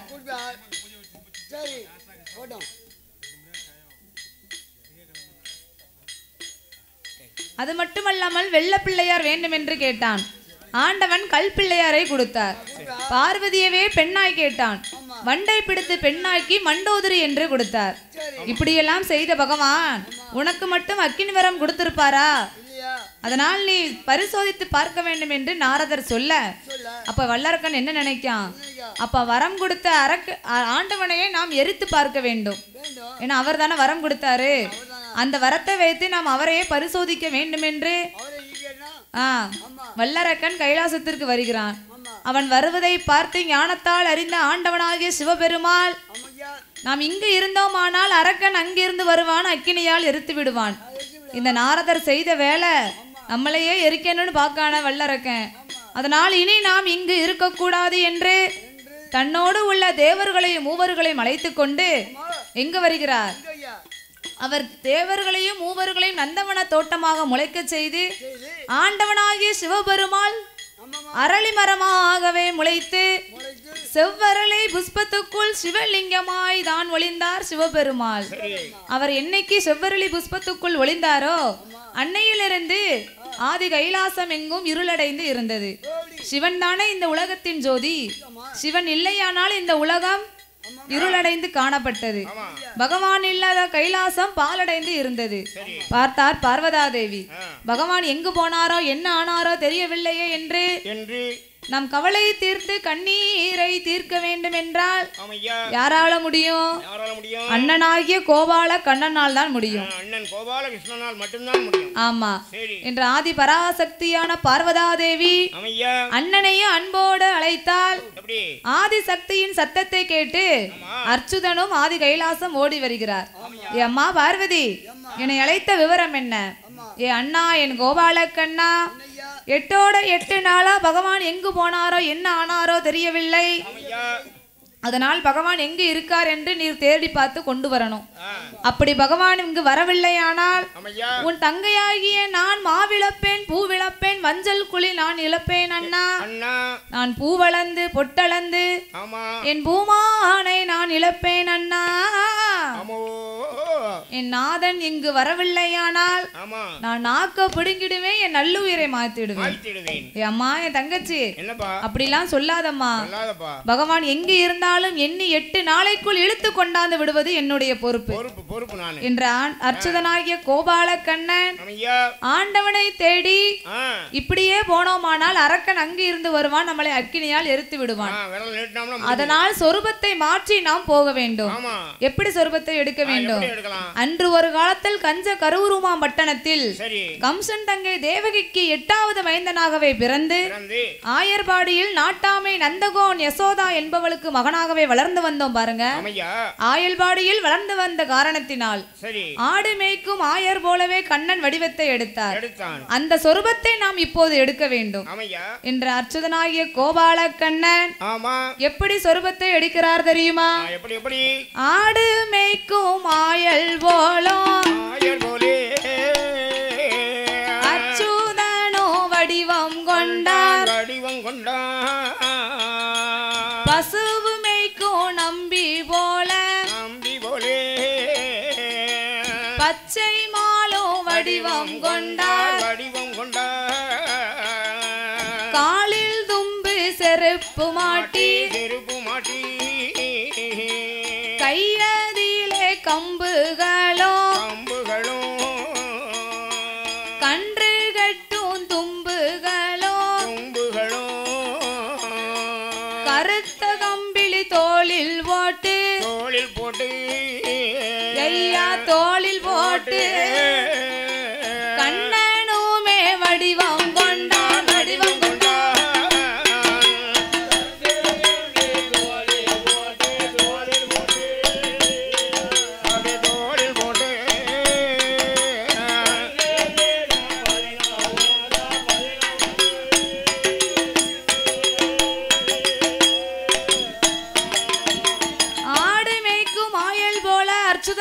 கோபால கண்ணன் வடிவத்தை கொண்டு மாயவன் மாதவன் கோபாலகிருஷ்ணன் ஆமா ஆண்டவன் இருக்கும் அரளி கொப்பை கண்டு சீங்குழலை தன் திருவாயில் வைத்து கீதங்களை வாசித்தார்.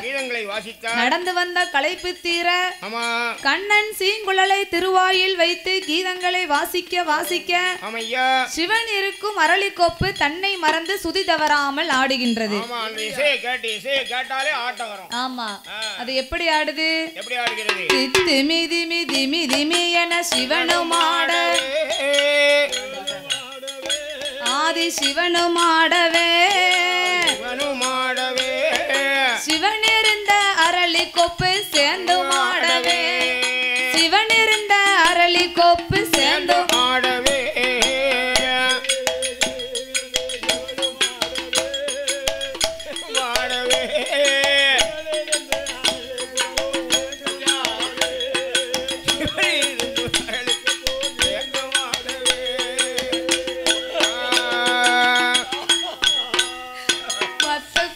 ஆடிடாமல் ஒத்த கொப்பது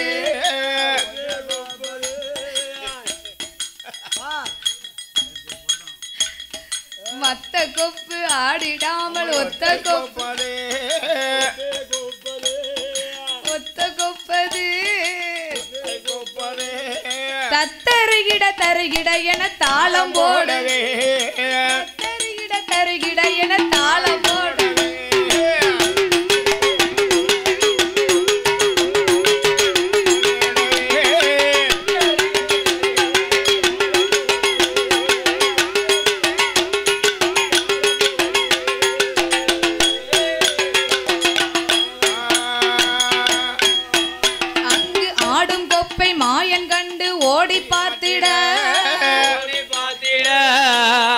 கொப்பை மாயன் கண்டு ஓடி பார்த்திட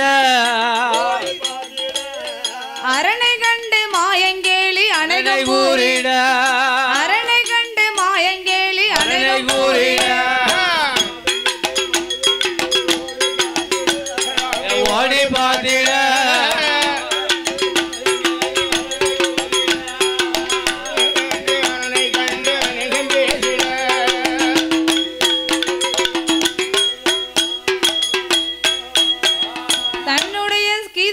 தகுந்தபடி ஆட வேண்டும் நம் ஆண்டவன் பகவான் தானே இப்படி ஆட முடியும்.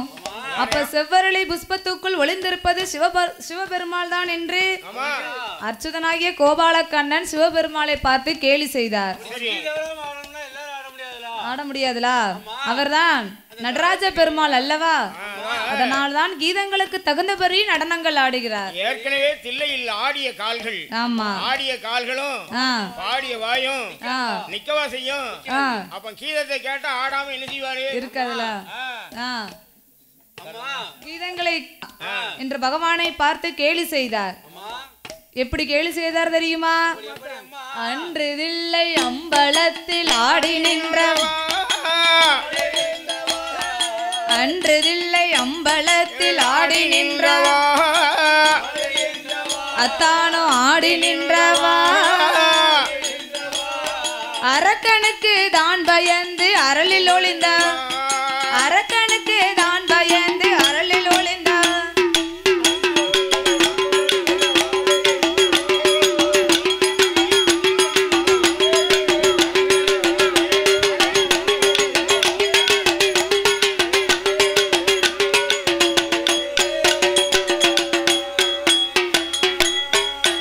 சுவாமி கன்றுமானை கரத்தில் ஏந்தும் கையிலை ஆண்டவா,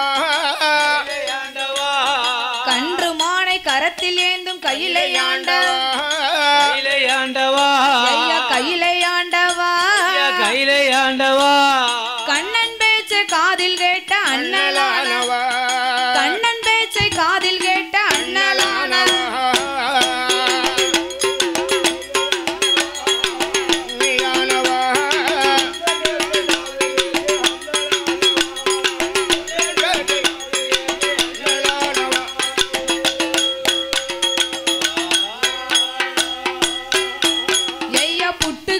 மண் சுமந்தது மானமில்லையா, உமக்கு ரோசமில்லையா, பிறம்பால அடிகள் பட்டது வெக்கவும் இல்லையா, பிறம்பால அடிகள் பட்டது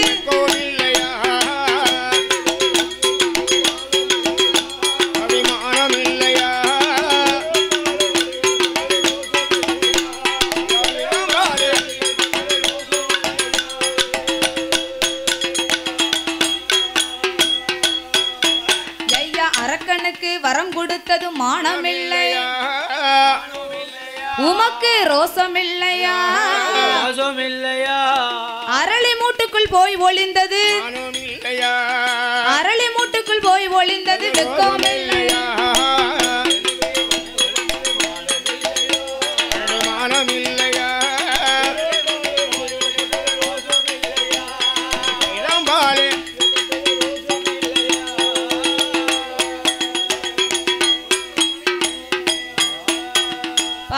பகவான் அரக்கன் வந்திருந்தமானால் நாம் வரம் கொடுத்தது மட்டும்தான் தெரியும். நாம் செய்த லீலைகள் அத்தனையும் சொல்ல வேண்டுமானால் இது அர்ச்சுதனாகிய கோபால கண்ணனால் தானே இருக்க முடியும் என்று ஆண்டவன் அரளியை நீக்கினார். வெளியிறங்கி வந்தார். வெளியிறங்கி வந்த உடனே, ஐயோ மாப்பிள்ள, என்னை காங்கலன்னோனே என்னை பார்த்து எப்படியெல்லாம் கேலி பேசித்தீரு, நீர் மட்டும் ரொம்ப யோக்கியமா, உம்முடைய வளப்பத்தை சொன்னவனு வைங்க புல்லும் புறாவும் தண்ணி குடிக்காது. ஆமா என்று மாப்பிள்ளைக்கும் அத்தானுக்கும் மாறி மாறி கேலி பேசினாங்க. ஆமா பார்த்தார் அர்ச்சுதன், ஆண்டவா பகவானே, நான் உங்களை காங்கலன்னால நான் 4 வார்த்தை பேசினேன், ஆனா நீர் என்னை கண்டுகிட்டே இப்படி பேசுற, அதனால அரக்கம்பாடு உம்மபாடு நான் போறேன் என் மாட்டோட என்று அர்ச்சுதன் சொன்ன போது, ஆமா மாப்பிள்ள நீங்களே இப்படி போனீங்கன்னா என்னை யாரு அரக்கன் கிட்ட இருந்து காப்பாத்துவா? என்ன காப்பாத்துறதுக்குன்னு வந்தீரு, இப்ப திடீர்னு இப்படி போனேன்னா வேற யாரு காப்பாத்துவாங்க? காப்பாத்த முடியாது. ஆமா அப்படி நான் உண்மை காப்பாத்த வேண்டுமானால் என் ஆடு மாடுகளை யார் மேய்ப்பா? நீங்களே மேய்ப்பியலா? அப்ப என்னை போல் நீங்கள் சொருவத்தை எடுங்க. முடியாது. ஏன் முடியாது? நீர் ஆயடையர் போல கோலம் வேஷம் போட்டிருக்கீரு. நானோ பரமேஸ்வரன், சகல சக்திகளையும் பெற்ற நான் பரமேஸ்வரன் வந்து உண்மை மாதிரி எடுக்க முடியுமா? நீர் ஒரு இடையிற மாதிரி இருக்குது. ஆண்டவா, நீங்கள் யானைத்தோல் போர்வையும் புலித்தோல் ஆசனத்தோடு இருக்கீங்க. இப்பேற்பட்ட சொருவத்தோடு ஆடு மாடுகளை பத்தி மேய்ச்சிங்கன்னு வைங்க, ஆடு மாடெல்லாம் களைஞ்சு ஓடிரும். கழுத்துல ஒரு பாம்பு கிடக்கு. ஆமா, அதனால என்னை போலவே நீங்கள் சொருபத்தை எடுக்க வேண்டும் என்று சொல்ல ஆண்டவனாகிய சிவபெருமாள், அப்பனா நீரே அந்த வேஷத்தை எனக்கு போட்டு விடும் என்று பகவான் சொன்ன போது, கண்ணனை போலவே கடவுள் பகவானுக்கு சொருபத்தை கொடுத்து ஆடு மாடுகளை ஒப்படைத்தார். ஒப்படைத்து எங்க வருகிறார்? அரக்கன் வரும் காட்டு பக்கம் வருகிறார். ஏன்னா ஆண்களால் கெட்டவர்கள் அன்றுமில்லை, இன்றுமில்லை, என்றுமில்லை. பெண்களால் கெட்டவர்கள் பேர் உலகில் ரொம்ப பேர் உண்டு. ஆமா, இந்திரன் கெட்டதும் பெண்ணால, சந்திரன் கெட்டதும் பெண்ணால, வாலி கெட்டதும் பெண்ணால, வனராவணன் கெட்டதும் பெண்ணால, சகுனி கெட்டதும் பெண்ணால, நகுனி மாமே சகுனி கெட்டதும் பெண்ணால. ஆமா, அப்படியா?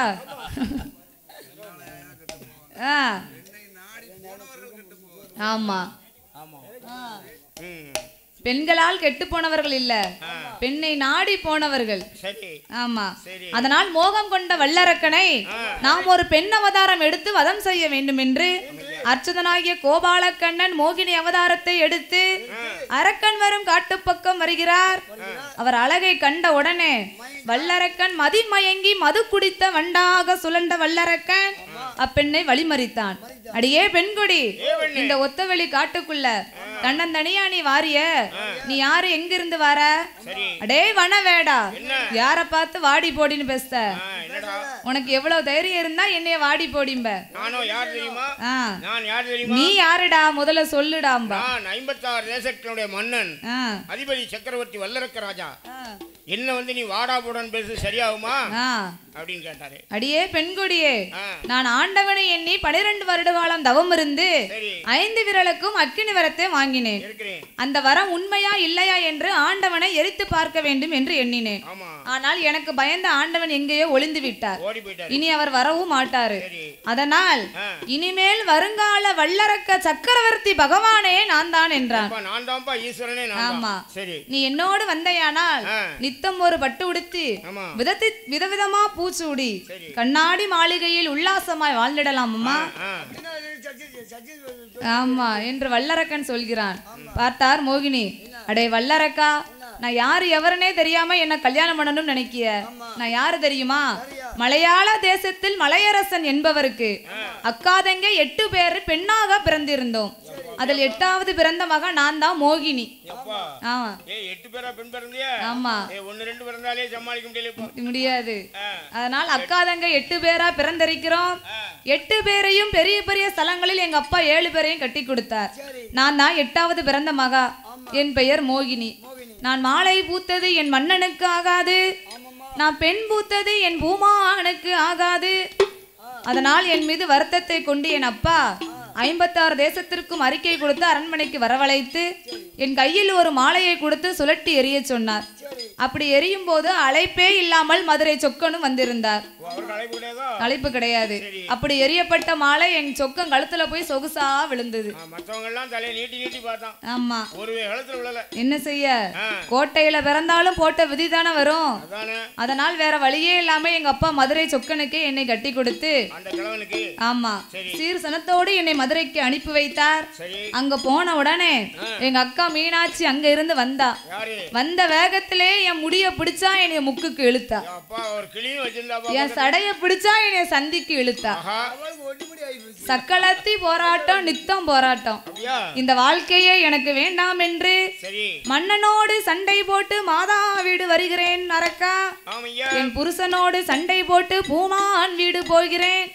நீ தனியாக வாரவள உன் தங்கையா எண்ணணும், ஒத்தையில வாரவள உடன்பிறப்பா எண்ணணும். அப்படி இல்லாம நீ என்னை வழிமறிக்கியே, இது சரிதானா என்று மோகினி கேட்டபோது, மோகினி நீ அஞ்ச வேண்டாம், மலைய வேண்டாம், நீ என்னோடு வாரன்னு மட்டும் சொல்லு, அந்த ஒரு வார்த்தை போதும் அப்படின்னா. அப்ப அவனுக்கு அழியும் காலம் வந்துருச்சுலா. ஆய கலை படித்தும் அறிவு கெட்டான் வல்லரக்கன், புராணங்களை கற்றும் புத்தி கெட்டு போனான் சண்டாளப்பாவி. மோகினி என்ன சொல்லுதா, அடே அரக்கா, நான் உன்னோட கைப்பிடித்து வந்தேனானால் நீனும் அக்கினி வரத்தை பெற்று வந்திருக்க. என் கரத்தை பிடித்தையானால் நான் அக்கினியால் எரிந்து விடுவேன். அப்ப எப்படி நான் உன்னோட வர முடியும்?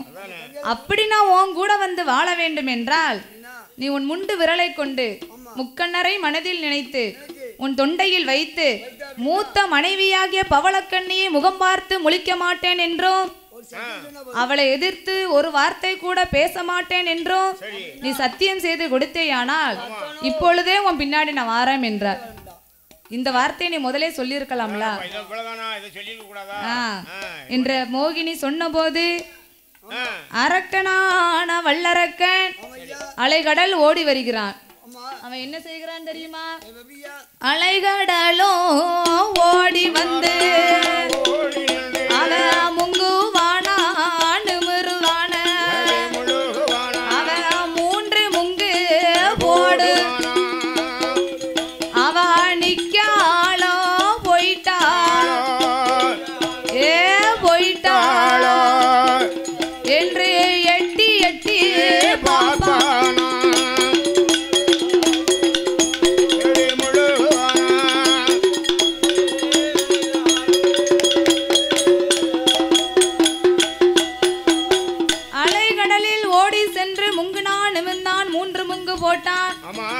மோகினி மாயா மோகினி இதோ பார், என் முண்டு விரலை கொண்டு முக்கண்ணரை மனதில் நினைத்து மூத்த மனைவியாகிய பவளக்கண்ணி முகம் பார்த்து முழிக்க மாட்டேன். அவளை ஏறெடுத்து கூட நான் பார்க்க மாட்டேன். இதோ இது சத்தியம் என்று முண்டு விரலை எடுத்தான். முக்கண்ணரை மனதில் நினைத்தான். அவன் சிரசை 3 தரம் சுற்றினான்.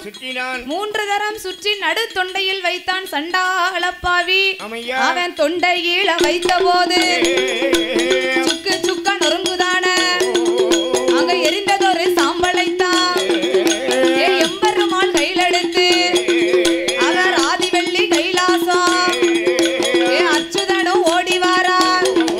அங்க ஓடி வந்த வேளையில ஆண்டவனே பகவானே அரக்கனை கொன்ற கோலா ஆண்டவா பகவானே மோகம் கொண்ட வல்லரக்கனை நான் மோகினி அவதாரம் எடுத்து சமகாரம் செய்தேன் என்று சொல்ல அர்ச்சுதன் சொன்ன பொழுது அங்க ஆண்டவன் தான் பகவானோ அர்ச்சுதனே கோபாலா அரக்கனை கொன்ற கோலா இந்த ஆண்டவனும் பார்க்கணுமே என்று ஆண்டவனும் சொன்ன போது அர்ச்சுதன் தான் கோபால வேண்டாம் ஐயா அச்சொருவா விவேட்டிகள் வந்து சேரும் என்று அர்ச்சுதனும் சொன்ன போது ஆபத்துக்கு பாவமில்லை போடும் ஐயா பெண் சுரூபா என்று பகவானும் சொன்ன போது அர்ச்சுதன் தான் கோபால அவர் எடுத்தாரு பெண் சொரூபா. பெண் சொரூபம் கண்ட சிவன் பெண் சொரூபம் கண்ட சிவனாருக்கு மோகலிஸ்தை தாங்காமல் அது பூமியில் ஒழுக பூமியில் விழுந்தால் பூலோகம் தாங்காது என்று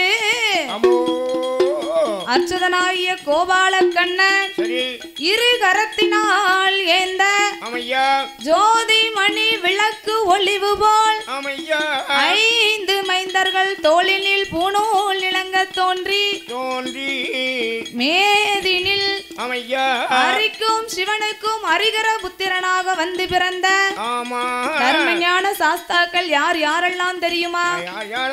சாஸ்தா பிறந்தது பங்குனி மாதம் புதன்கிழமை உத்திர நட்சத்திரத்தில் அன்று. அவர் பிறந்த கிரகம் எப்பேற்பட்ட கிரகம் தெரியுமா? சுவாமி பங்குனி மாதம் புதனது உத்திரம்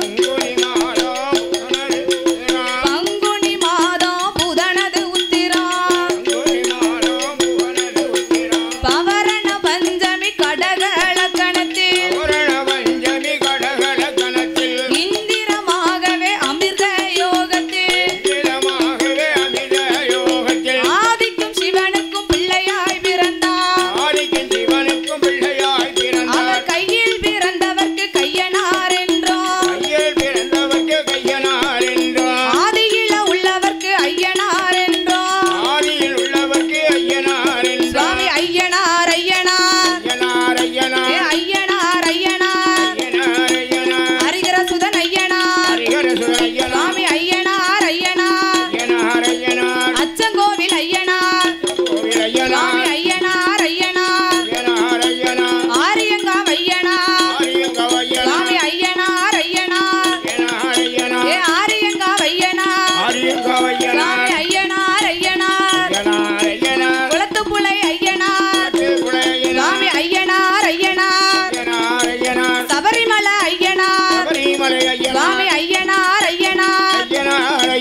எருமேலி தர்மசாஸ்தா சுவாமி ஐயனார் ஐயனார் ஆனமலை ஐயனார் சுவாமி ஐயனார் ஐயனார் சொரிமுத்து ஐயனார் சுவாமி ஐயனார் ஐயனார் பூலுடைய சாஸ்தாவா சுவாமி ஐயனார் ஐயனார் ஆதினம் காத்த ஐயனார் அவர் பொன்னாள பூநூலா பொன்பதித்த தாழ்வடமா வெள்ளியால பூநூலா வெண்கலத்தால் தாழ்வடமா ஆனப்புலி கூட்டத்தோடு ஐயன் பிறந்தாரே அகிலமெல்லாம் காத்திடவே சாஸ்தா பிறந்தாரே சங்கடங்கள் தீர்த்திடவே அரிக்கும் சிவனுக்கும் அரிகர புத்திரனாக இந்த செங்கோட்டை மாநகரில் வடக்குத்தி அம்மன் காளியம்மன் திருவாலயத்தில்